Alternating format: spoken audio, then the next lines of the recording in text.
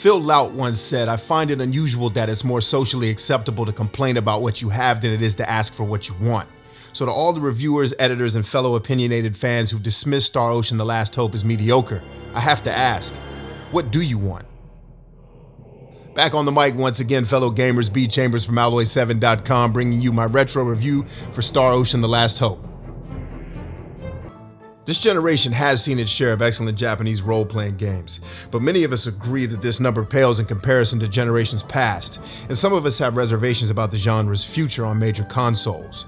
But when I played Star Ocean: The Last Hope, I couldn't help but think, here's a JRPG that answers the mail. It's not the greatest ever, but it is great, and more than on par with its series predecessors. So why are so many of us complaining about it and dismissing it as not all that great, especially during a generation where greatness has come in smaller numbers? Alright, so I'll give you the fact that the story is very cliched and its delivery is severely encumbered by the awkward voice acting. But come on, most games in general have cliched storylines. I'll also give you the fact that conventions like save points are archaic and the disc switching fiasco was completely unnecessary. But remove these negatives and I'd argue that The Last Hope is one of the better JRPGs of this generation. While the story itself is cliched, the journey to reach its end was very enjoyable. Leaving a war-hammered Earth to find a planet capable of sustaining human life was an excellent choice for a series based on space travel. The theme provides a reasoning beyond mere exploration for the characters' space adventures. The characters, while annoying at times, are at least all very likable.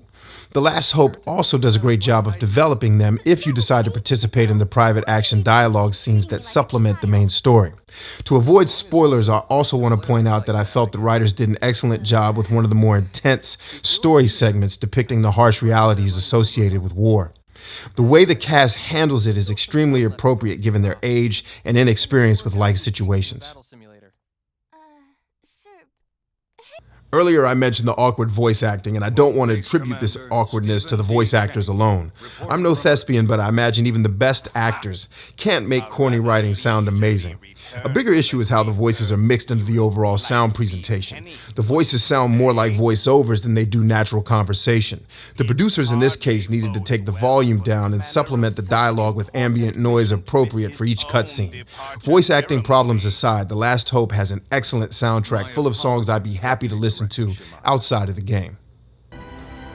The Last Hope will also take you to many visually stunning and diverse locales. Simply put, the game is really beautiful to look at. Combat in The Last Hope will be very familiar to you if you've played any of the other games in the series. For those of you that haven't played any other Star Ocean games, the combat here is fast-paced and very action-heavy.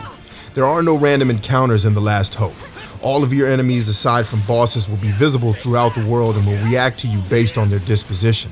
The combat system has quite a bit of depth and is fun to play.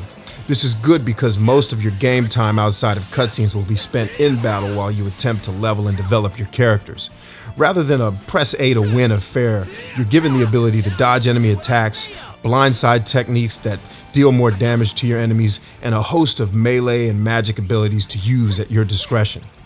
Battles can be pretty chaotic, but you'll always have the option to pause and choose actions from a menu if you ever need to slow down the action.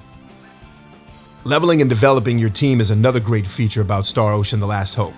Again, just like in Star Ocean games in the past, you'll have an overwhelming amount of customization options for each of your characters.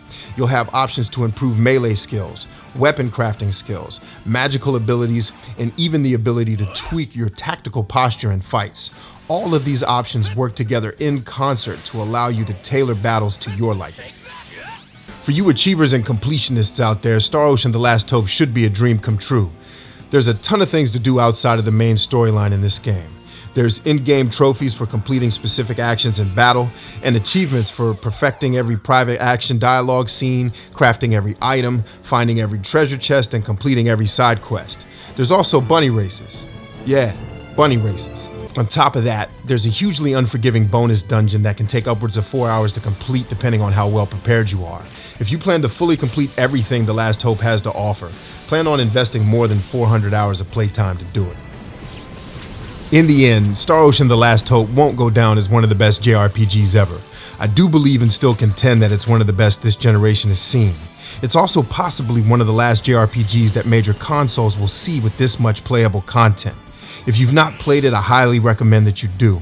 Even with its flaws, I can't imagine a JRPG fan not finding something to love about this game.